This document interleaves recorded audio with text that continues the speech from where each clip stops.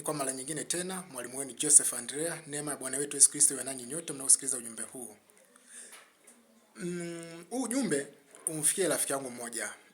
Tunaishi naye hapa Moshi, Kiboloni. Huyo mchungaji huwa namtaga sana. Huwa simfichi, hata tukikutana huwa namuita mchungaji wa michongo. Maana ni miongoni mwa wale wachungaji wasiojua Biblia, wasiojua maandiko. Wanaojua tu maneno ya kichungaji na kuhubiri maneno matamu matamu.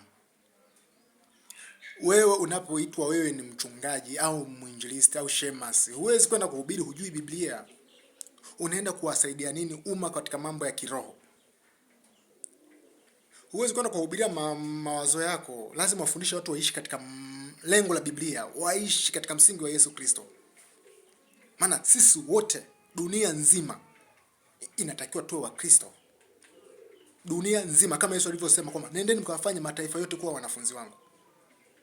Mimi ni mwanafunzi wa Yesu Kristo, ni mtumwa wa Yesu Kristo, na wahubiri watu waokoke wache dhambi. Huyo mchungaji hajui dhambi ni nini. Hajui dhambi ni nini. Siku hiyo juzi tukakutana naye. Akanambia, ndugu yangu vipi? Nikasema safi. Bwana Yesu asifiwe. Nikamwambia amina. Umetoka kanisani? Nikamwambia mimi kanisani siendagi. Kwa nini huendagi na unahubiri? Nikamwambia mimi ninacho kihubiri, wewe unaweza ukakihubiri? Akanambia kila mmoja amepewa neema yake. Nikamwambia yani tuwekane wazi. Huduma nayo ifanya mimi, wewe na mchungaji wako na askofu wako mnaweza mkaifanya?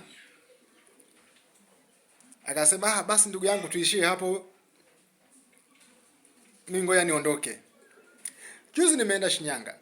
Nimekutana na msabato ndio mhubiria ameokoka, ameachana ile imani ya kisabato baada ya kuonyesha kwamba wanachokifanya wasabato sio sahihi.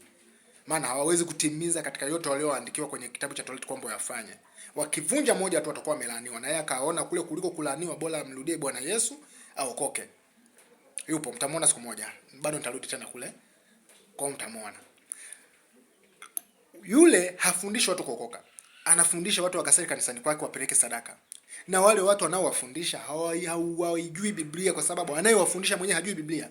Bali ni mapokeo anayoagizwa na mchungaji wake kwamba wahubirie hivi. Kwa hiyo yeye yuko chini ya mtu, ya mwanadamu mwenzake. Yuko chini ya mtu, anamtegemea mwanadamu mwenzake. Je, watu wanawezaje kuokoka kama wataendelea kuishi kwa maisha ya wanadamu? Na ndio maana siku zote huwa anasema kwamba Wakristo 99% hawaijui Biblia. Wakristo wote duniani 99% hawaijui Biblia. 1% tu wanaijua Biblia, kwamba Yesu ni mwana wa Mungu. Yesu ndio njia ya kuokoka. Hiyo tu. Lakini kuhusu Biblia 99% hawaijui. Na ndio maana Mkristo yoyote ukimuuliza swali mnagombana na ndugu unaisha. Urafiki unaisha. Muumini yoyote ukimuuliza swali mnagombana. Anachotaka yeye muulize kuhusu habari yake ya dini yake. Tukirudi kwenye maswali sasa hapo, ili niwaambie kwamba Wakristo wote hawajui Biblia. Katoliki imeanzishwa mwaka wa 334 na Mfalme Constantine, ambao ndo alianzisha Ukatoliki. Papa wa kwanza akachaguliwa mwaka wa 610, Boniface. Mwaka wa 610 ndio alikubali kile cheo cha upapa kwamba atakuwa kiongozi mkuu. Ambao hao wote mapapa walikuwa ndio makaisari, ndio walikuwa viongozi wakuu wa Rumi. Na Rumi ndio iliongoza kuwaua wanafunzi wa Yesu Kristo. Mpaka wakina Petro wote wakachukuliwa kule, wakapelekwa kule, wakachinjwa kule Rumi na wakazikwa pale. Wala Petro hajai kuwa papa wa Rumi.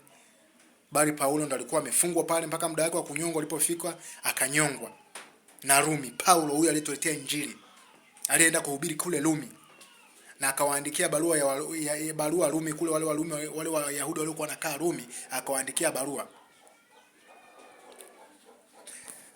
Haya.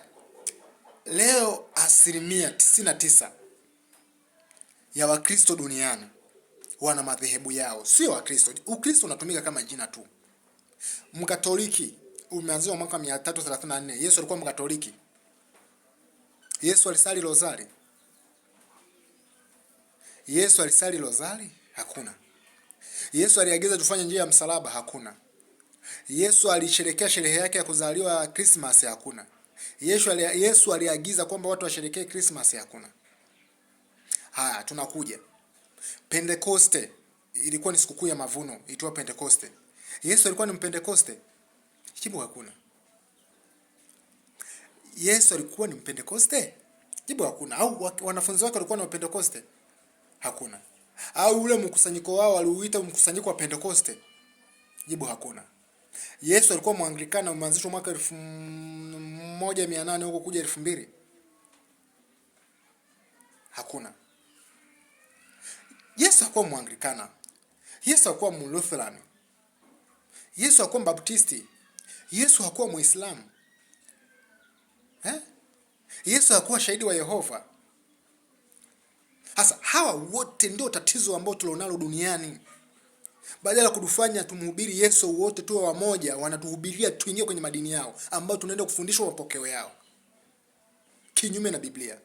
Maana msingi mwingine hakuna mtu awezaye kuuweka isipokuwa ni ule ukwisha kuwekwa, yani Yesu Kristo. Wote tuwe wanafunzi wake na wote tuwe watumwa wake. Tukileta madhehebu, Ukristo pale umekufa, kwa sababu kila dhehebu inafundisha mapokeo yao, inafundisha mawazo yao yanayotoka kichwani mwao. Kumbuka, mtu yote anayekufundisha mawazo yake kutoka kichwani, huyo ni mungu wako wa pili, kwa sababu hayo anayokufundisha kule mbinguni huko tunaotazamia ulimwengu mpya hayapo. Ulimwengu ujao hayapo hayo mambo ambao wanatuhubiria hawa watu. Tubadilike katika Yesu Kristo. Hakuna dini ya ukweli hapa duniani, ni shetani anacheza na watu. Huyu mungu wa dini sio mungu wa kweli. Mungu wa kweli wamemwacha, ambao ni Yesu Kristo. Wanahubiria mambo yao na mungu wao aliyowatuma, nazidi kupoteza watu, wanawapeleka kwenye moto. Hakuna mungu hakuna mungu wa kweli kwenye dini. Maana mungu wa kweli kwenye dini angekuepo, kusingekuwa kuna matabaka ya dini. Hii dini inafanya hichi, hii dini inafanya hichi, hii dini inafanya hichi.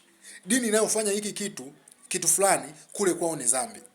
Na kile kitu ambacho wanafanya wale watu wengine huku kwao ni dhambi. Kwa hiyo wametofautiana.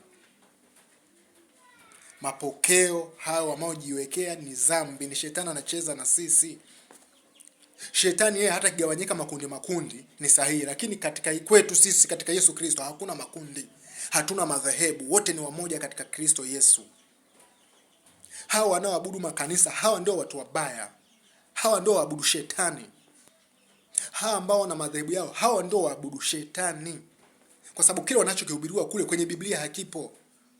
Vile wanavyoambiwa vile vitu kwenye makanisa yao kwenye Biblia havipo. Wana mungu wao wa kando, mungu wa dunia yao wamepofusha fikira zao. Wasioamini isiwazukie nuru ya injili ya utukufu aliye sura yake Mungu. Katika Wakorintho wa pili 4:3-6. Hao watu wanatupoteza na watu wao hawezi kusimama. Watu wote wanaosali kwenye makanisa Biblia hawaijui. 99% Biblia hawaijui. Na wanaendelea kuishi kwenye matatizo, na wataendelea kuwa na matatizo, na wataendelea kuishi kwenye matumaini ya daktari. Hata zile ahadi kwamba watatumia jina langu, mimi nitawasaidia, hawatopungukiwa, msiwe na tabia ya kupenda fedha, msitawapungukiwa wala sitawaacha. Hizo ahadi hazifanyi kazi ndani mwao. Tuendelee kuwa pamoja, endelea kujifunza Biblia, endelea kusoma sana Agano Jipya. Endelea kufuatilia channel yangu Acha Biblia Iseme TV, Facebook Joseph Obegwa, subscribe, like, comment, share, ili wengi wazidi kujifunza zaidi, ili tuweze kukimbia huyu shetani wa dini. Huyu tuweze kumkataa huyu mungu wa dini, huyu mungu ambaye sio wa kweli. Huyu mungu mwenyewe ambaye hana msimamo, huyu mungu ambaye mwenyewe hajasimama kabisa. Na ndio maana watu wake wanagombana, wanauana, wanapigana, kwa sababu sio wa kweli. Sio wa kweli. Asanteni.